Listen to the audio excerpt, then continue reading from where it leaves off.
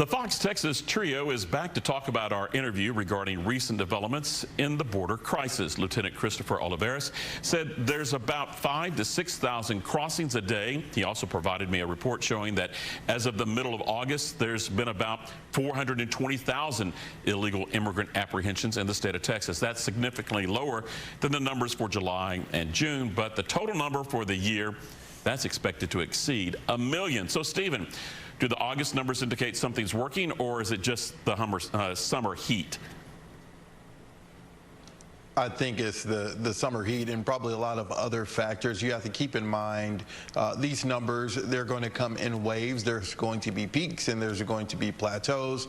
Right now, maybe things are leveling off a bit. You also have to put in context the information from the other side of the border of people knowing that the buoy barrier is there, knowing about the razor wire. So there can be a host of other factors. Not saying Operation Lone Star isn't working and they're not getting apprehensions, but the lower number could just be we're in a lull period in this wave.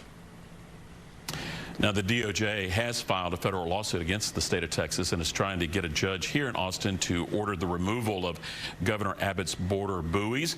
Greg, I think regardless of how the court rules, Abbott wins this PR fight, right? Absolutely. Just like the loads of immigrants Governor Abbott has bused to Democrat-run cities across the nation, you won't find a single mainstream poll in this state indicating anywhere close to a majority of Texans oppose Abbott's border policies. And that includes the river barrier and concertina wire. On the contrary, now that crossings have begun to steadily rise in the post-Title 42 era, I believe sentiment in Texas against undocumented immigration will harden even further as pressure on housing, schools, law enforcement, and health care grows. And guys, there is absolutely zero near-term prospect of comprehensive immigration reform from Congress, which candidates like to talk about, but when elected simply can't or won't deliver. Yeah, you know, Greg, I'd be really surprised if we see a border buoy system that's larger than what we're already seeing. And it really is small. It's almost like a roadblock on a street. So you just go down the block and go around it. Stephen, Congressman Castro and State Senator Roland Gutierrez, who is running for the U.S. Senate, tried to score some political points while on the border about those buoys. Did they do that beyond their base? I mean, beyond the base, definitely not.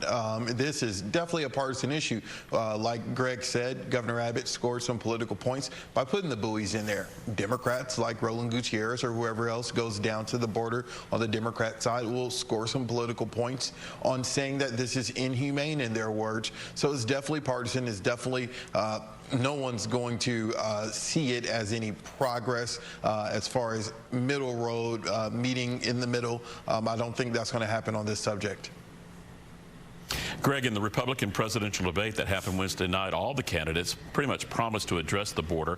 DeSantis even said that he'd essentially go to war with the cartel. No surprise there, but with the migrant busing and those constant border images being posted by the DPS coming out, maybe voters in swing states are starting to notice this issue. What do you think? Rudy, the reality is you can sell the compassion for people seeking a better life argument right up until Americans feel the immigration wave is significantly diminishing their quality of life and sense of security. It's just human nature. We have all heard the arguments that Biden's permissiveness is unsustainable. Now, if that's accurate, the question becomes, when do folks in places like North Carolina, Pennsylvania, and Wisconsin reach a tipping point? I'm not sure any of us can answer that, but consider this. In just the past 30 months, the number of people in our country has risen 2.5% from mostly undocumented immigration. That's more than the populations of Houston, Dallas, San Antonio, and Austin combined. Yeah, that's a lot of people, and when those people start showing up, then you start getting into kind of, we talked about this earlier, state NIMBYism, right? All right, well, that is a wrap for now. You can see this interview or any of our past interviews by going to our YouTube pages. And keep the conversation going by hitting us up on our social media pages.